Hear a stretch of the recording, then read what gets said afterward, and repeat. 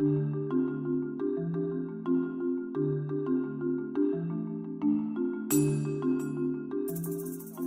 aujourd'hui une petite interview. Je vous présente Benoît de Souza, qui expose en ce moment au château à Solliès-Pont et en même temps aussi à la Biennale du Racou, à Sanary. Donc tu vas nous raconter tout ça. Voilà, donc une petite interview pour vous expliquer donc un céramiste qui va nous raconter un petit peu son travail, la façon dont il appréhende la terre et qu'est-ce qu'il aime travailler comme matière et qu'est-ce qu'il veut nous faire ressortir par son travail. Voilà. Donc Benoît, merci. Je te passe le micro. Effectivement, c'est la première année que je réussis à faire une double exposition dans le Var, une à Sanary et une à Solliès-Pont au château. Et j'ai voulu séparer les deux thématiques. Une première thématique à Solliès-Pont, dont l'exposition dure 15 jours, axée principalement sur quelques pièces Racou aussi bien sûr, mais notamment sur des terres cuites. En ce qui concerne le travail de Sanary, c'est la 4e édition d'une biennale de Racou qui a été lancée il y a 8 ans, avec en partenariat bien sûr la mairie de Sanary, qui pour moi devient une commune amie des artistes, comme je le dis souvent. Et on réussit tous les 2 ans à inviter une quinzaine d'artistes à exposer des pièces exceptionnelles en Racou. Le fait est qu'aujourd'hui, pour maintenir le public dans un site culturel, il s'agit pour nous de créer des animations en lien avec cet événementiel. Ça veut dire que dans une configuration de musée, quand par exemple on va visiter des musées comme le Louvre ou comme des petits musées de province, on a l'impression que les expositions sont souvent statiques, sont présentées souvent de manière statique. Et aujourd'hui, l'idée, c'est de faire non seulement des expositions d'œuvres d'art, mais d'y adjoindre en même temps des animations, des cuissons Racou en même temps en présence du public, peut-être même de la sculpture, du façonnage en présence du public, des ateliers aussi avec les populations. Il y a 2 ans, la dernière biennale, nous avons réussi à impliquer le public dans des cuissons Racou. Chacun est parti avec son bol, par exemple, et qui a appris en même temps voilà, le risque de la cuisson, les techniques, les thématiques. En ce qui concerne la biennale de Racou de Sanary, on va essayer justement, grâce au soutien de la mairie de Sanary, de la prolonger bien sûr et d'en faire une biennale pérenne.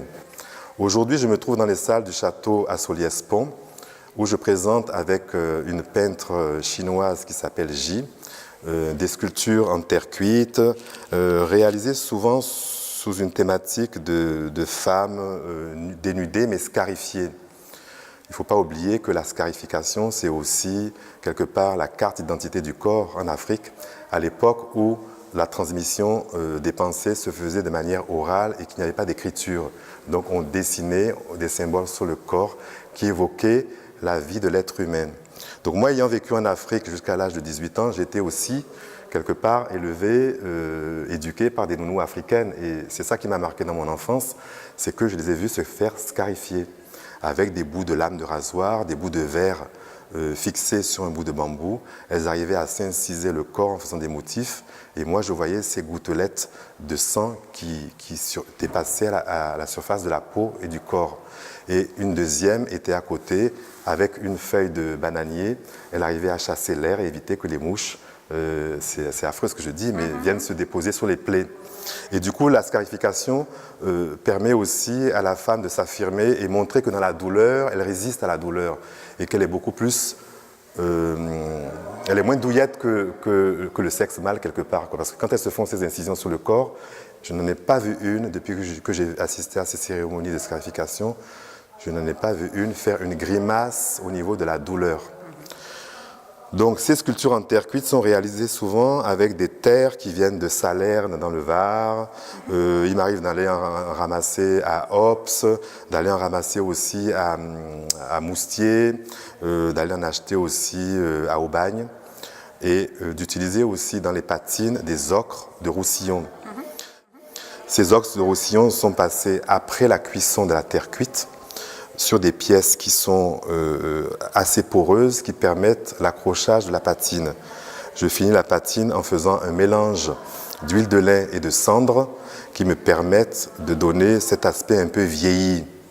Dans le cas de ces sculptures, ici, on voit un peu une apparence de bois sur les socles. En fait, c'est du bois, c'est pas de la terre cuite, c'est du bois qui est patiné, mais la sculpture a été collée, fixée avec des résines chevillées et sur des morceaux de bois, des souches qui me donnent un peu une illusion de vague ou de rocher quelque part. Et une fois fixé et fignolé sur la pièce, j'arrive à englober l'ensemble dans le même esprit de patine avec les mêmes ocres, les mêmes pigments et les mêmes techniques. Huile de lin, cire, cendre, ocre, pigments et autres. C'est vrai que tu l'as bien intégré là. Voilà, à peu près. Ouais.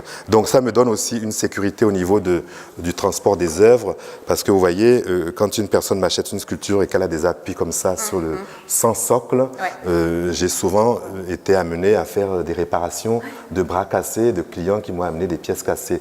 Donc du coup, aujourd'hui, de les présenter dans des socles en bois, ben, ça leur donne une sécurité pour le transport et puis pour les gens qui en font une acquisition. On a encore ici un exemple où on voit les pieds qui sont quand même très fragiles, et l'appui de la main. Voilà à peu près pour ces pièces en terre cuite. Voilà. Eh ben, écoute Benoît, c'est très intéressant ton travail et tes explications. Merci beaucoup. Je te remercie Voilà. au public ton travail. À bientôt et enchanté d'avoir fait ta connaissance. Je te Super. remercie. Merci.